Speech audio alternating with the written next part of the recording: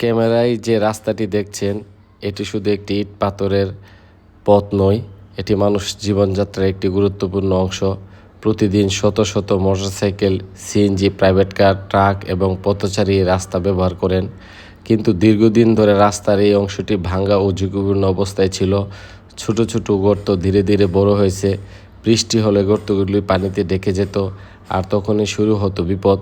অনেক চালক বুঝতে না পেরে নিয়ন্ত্রণ হারিয়েছেন, অনেকেই দুর্ঘটনার শিকার হয়েছেন, কারো গাড়ি ক্ষতিগ্রস্ত হয়েছেন, আবার কেউ আহত হয়ে হাসপাতালে ভর্তি গেছেন। এসব দৃশ্য আমাদের খুব কষ্ট দিয়েছে। আমরা ভেবেছি শুধু অভিযোগ করলেই হবে না, যদি নিজেরা কিছু করতে পারি তাহলে অন্তত কিছু মানুষের উপকার হবে।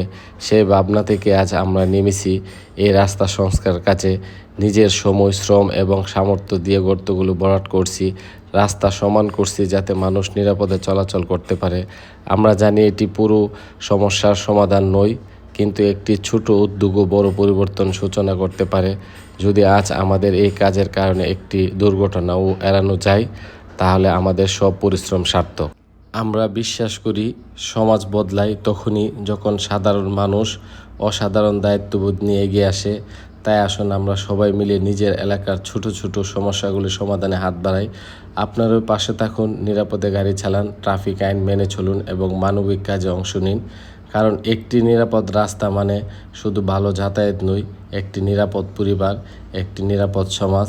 আমাদের এই উদ্যোগ যদি আপনাদের ভালো লাগে তাহলে ভিডিওটি শেয়ার করুন, অন্যদেরকে অনুপ্রাণিত করুন এবং আমাদের জন্য দোয়া করবেন।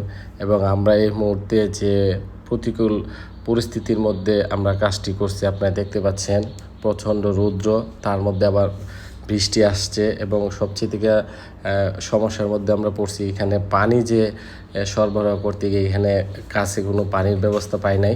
তো আমরা পাশে একটু দূরে একটি বাড়ি আছে, সে বাড়ি থেকে আমরা পানি নিয়ে আসছি এবং আমরা যে সম্পূর্ণ টিমের যে মেম্বারগুলি অক্লান্ত পরিশ্রম করছে এবং এখানে বলা চলে একটি ঝুঁকি নিয়ে তারা কাজ করছে। তো আমাদের এই ধরনের কাজের পূর্বে কোনো অভিজ্ঞতা ছিল না, তারপরও আমরা যতটুকু পারছি ততটুকু করার চেষ্টা করছি। এবং আমরা এখান থেকে আসার পরে এখানে যারা দায়িত্বশীল লোক ছিল এলাকাবাসী, তাদেরকে আমরা বলে আসছি যেন অন্তত সকালবেলা যেন এখানে একটু পানি দিই, কারণ ঢালাইয়ের পরে কিন্তু পানি না দিলে ঢালাইটা স্ট্রং হয় না। তারপরে আমরা এটার উপরে গ্রানাইট দিয়ে দিলাম সিমেন্ট মিশ্রিত করে। তো দায়িত্ব সবার যেন পরবর্তীতে যেন এটা টিকিয়ে থাকে এবং আমরা এখানে যতটুকু সম্ভব চেষ্টা করে আসছি যেন কোনো অপ্রীতিকর ঘটনা না ঘটে।